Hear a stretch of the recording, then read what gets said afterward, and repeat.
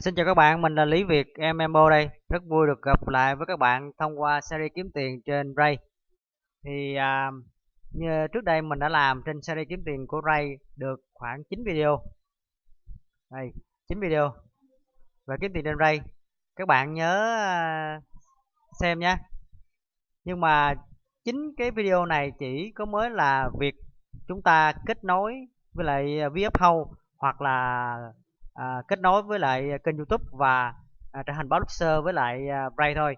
Còn việc mà chúng ta làm thế nào để kiếm được tiền thì mình chưa có ra video, và hôm nay tiếp tục mình sẽ ra video trên cái chuỗi series kiếm tiền với Ray. Nhưng mà trước tiên á thì hôm nay mình hướng dẫn với các bạn về việc làm như thế nào để có thể kiếm tiền được trên Ray á.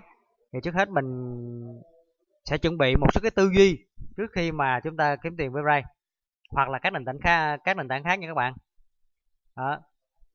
Và mình mong rằng các bạn nên xem video này, bởi video này rất là quan trọng. Nếu như các bạn không xem, các bạn làm giữa chừng thì các bạn cũng không có bao giờ có kết quả đâu. Đó, cho nên là mình chuẩn bị sẵn một số tư duy để cho các bạn có một tinh thần phấn chấn cũng như là tự động viên cho mình mà làm cái công việc kiếm tiền với Ray thật sự hiệu quả.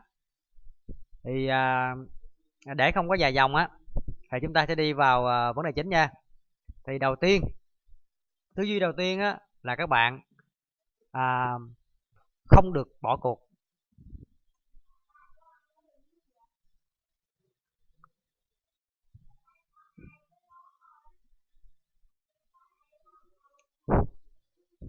Không được bỏ cuộc. Các bạn nghĩ xem, để mà người ta đăng ký qua cái link giới thiệu các bạn để người ta download về, người ta cài lên máy của họ để trong vòng 30 ngày thì các bạn mới có được tiền. Thì các bạn nghĩ đơn giản không? Không có đơn giản một tí nào đâu. Cho nên là việc làm là chúng ta sẽ cảm thấy khó khăn nếu như thuyết phục họ để đăng ký mà download thì không phải dễ dàng. Cho nên là đôi lúc cảm thấy chán nản, nhưng các bạn tuyệt đối không được bỏ cuộc, mà hãy tự động viên mình để làm tốt hơn và giúp đỡ họ nhiều hơn. Và đặc biệt nhất là bạn phải trao được giá trị của bản thân mình cho họ, để cái người nghe cảm thấy tin tưởng và cảm thấy có hữu ích về cái app Ray này thì người ta mới tải về, đúng không các bạn? Rồi, cái thứ hai là các bạn phải siêng năng nha các bạn. Có nghĩa là ví dụ cho các bạn, ví dụ như khi mà các bạn có một cái đường link giới thiệu của Ray rồi, các bạn đi giới thiệu cái đường link đó để cho nhiều người download qua cái đường link của các bạn, mà các bạn không xuyên post bài, không xuyên up video hoặc là chat với những người mà họ liên hệ với các bạn thì làm sao mà các bạn có tiền được. Cho nên các bạn phải siêng năng, hay theo dõi, hay up bài, hay đăng bài đó, thì phải siêng năng nha các bạn. Và cái thứ ba mình cần nói với các bạn là không được đi spam.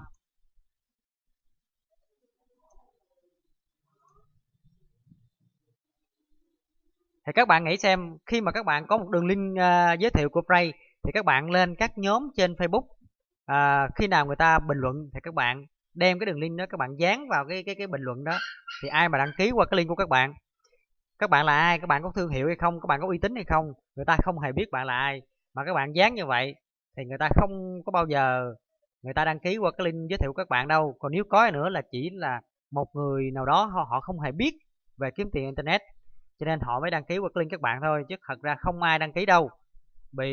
Thứ nhất là bạn phải trao giá trị cho họ, thì cái thương hiệu của bạn nó lớn lên, nó uy tín rồi thì người ta tin tuyệt đối vào bạn, người ta tin vào bạn thì người ta sẽ đăng ký vào link của bạn để người ta ủng hộ bạn. Cho nên việc đầu tiên của các bạn là chính phải là đi trao giá trị cho họ đó. Cho nên là tuyệt đối không được đi spam. Mình thấy rất là nhiều người mỗi khi mà mình post một cái bài lên trên Facebook hoặc là trên profile hoặc là nhóm Facebook á, thì tự động thấy rất là nhiều người mà cứ spam cái đường link của họ, đường link giới thiệu của họ vào cái bình luận á. Mình nhìn rất là khó chịu nha các bạn. Không lẽ thì mình xóa đi, nhưng mà cái đó thì nhìn thì cũng không có được đẹp cho lắm và cảm giác rất là khó chịu. Mà mình mong rằng các bạn bỏ cái thói quen này, đừng bao giờ làm những thói quen này nữa. Và những người làm như vậy họ không bao giờ thành công đâu các bạn. Cho nên tại sao mà người thành công á, thì rất là ít, mà người mà đi spam hay này nọ thì rất là nhiều. Cho nên là mong rằng là cái điều thứ ba là các bạn ghi nhớ là không được đi spam, mà các bạn hãy nên nghĩ một cách nào đó để trao giá trị. Đó. Như chính cái video của mình làm về trên kiếm tiền của Ray á, thì chính video đó thật ra rất là bình thường các bạn, vì chỉ có là cơ bản thôi, chỉ là liên kết với Uphold với Ray, hoặc là Ray với kênh YouTube, rồi là trở thành publisher với Ray thôi. Ngoài ra thì chưa có nói lên điều gì hết. Nhưng chắc chắn trong series kiếm tiền này mình sẽ hướng dẫn các bạn sẽ biết cách tạo giá trị trên nhiều nền tảng khác nhau, để nhờ đó mà nhiều người biết đến cái thương hiệu của bạn, rồi sau đó thì người ta sẽ tin bạn, và người ta sẽ kiếm tiền từ cái đường link, người ta sẽ download hoặc là tải những cái app gì đó thông qua cái đường link giới thiệu của các bạn. Cho nên cái việc xây dựng thương hiệu không phải là đơn giản một ngày một bữa, mà các bạn phải kiên trì, siêng năng làm. Và nhớ là không được bỏ cuộc cho các bạn, phải là lâu dài, không ai kiếm tiền dễ dàng đâu. Và vì mình muốn nói ngắn gọn thôi, tư duy cho các bạn dễ hiểu, chứ bây giờ nói dài quá thì video sẽ trở nên dài, và xem thì không có được xem mệt mỏi, không có hứng thú nhiều. Cho nên là mong rằng là với 3 tư duy này thì các bạn và tư duy thứ tư đó là các bạn làm việc có kế hoạch nha. Làm việc có kế hoạch.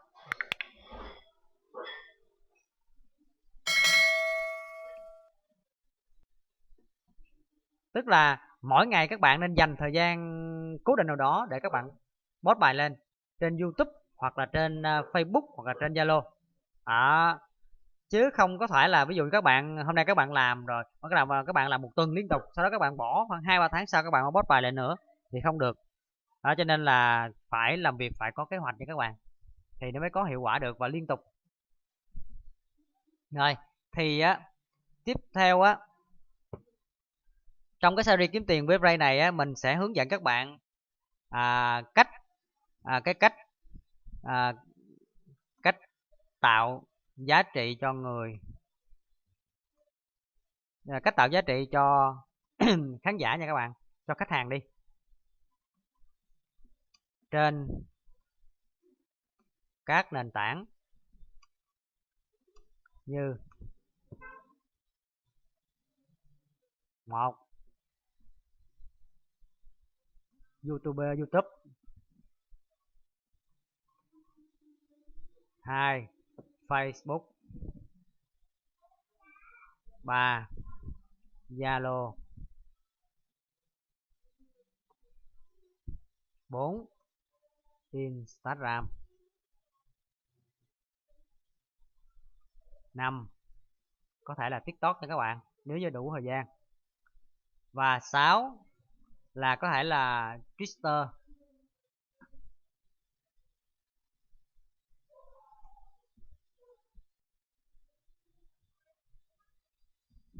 Đó. Có thể là như vậy nha các bạn. Chứ không phải là đơn giản chỉ là có 9 video đó không, mà nói series đó kiếm được tiền thì làm sao mà kiếm được.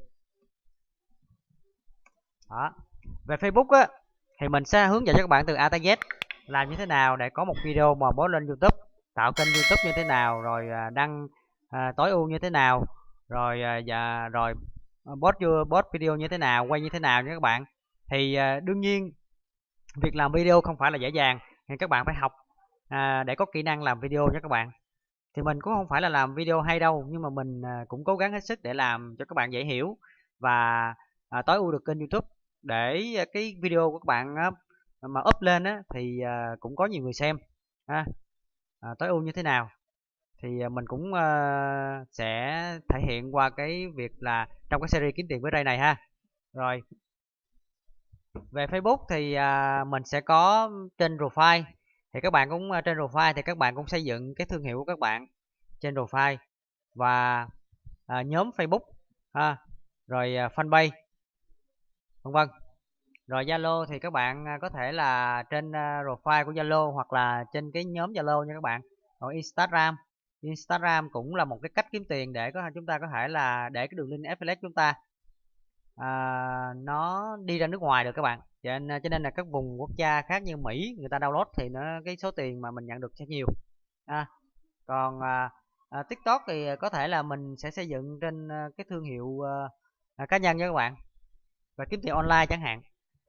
Rồi Twitter cũng giống như là Instagram, thì nó giống như Facebook, là mình có thể để cái đường link mà liên quan tới có thể là nhiều người nước ngoài dùng, cho nên là cái đường link mà giới thiệu của mình á, người nước ngoài biết nhiều thì sẽ có thể người ta download thì mình sẽ nhận được tiền nhiều hơn. Cái video là rất quan trọng cho các bạn, mặc dù mình nói rất ngắn nhưng các bạn thì mong học tư duy, cố gắng hết sức để không bỏ cuộc thì các bạn mới kiếm tiền được với Ray hoặc là các nền tảng khác nha. Cái đây mình nói riêng về Ray nhưng không phải, thật ra là không phải riêng về Ray, các dự án khác các bạn cũng làm y chang như vậy thôi. Mặc dù bước đầu hơi khó khăn cho nên là mà các bạn cũng hãy cố gắng thật sự để kiếm được tiền. Đó thì sắp tới những cái này mình sẽ ra video nha. Thì các bạn nhớ theo dõi kênh của mình nha, để mà xem những video hữu ích khác. Và đặc biệt những cái này mới là giúp các bạn cái đường link các bạn kiếm được tiền đây. Còn những cái video lúc trước là chỉ là cơ bản để các bạn có được đường link affiliate như vậy thôi. Thì nếu có thắc mắc gì thì các bạn bình luận dưới video nha. Hoặc là cần trao đổi gì nữa thì cũng bình luận dưới video. Và nhớ cho mình một like để ủng hộ cái video khác mình làm tốt hơn. Và đồng hành cùng mình nha các bạn. Và nhớ bấm, nếu ai chưa đăng ký thì bấm vào cái nút đăng ký, sau đó bấm vào cái chuông bên tay phải và chọn tất cả, để có những cái video nào tốt hơn thì mình sẽ post lên trên kênh Lý Việt MMO cho các bạn, để cho các bạn có những cái giá trị hữu ích hơn. Rồi, xin chào và hẹn gặp lại.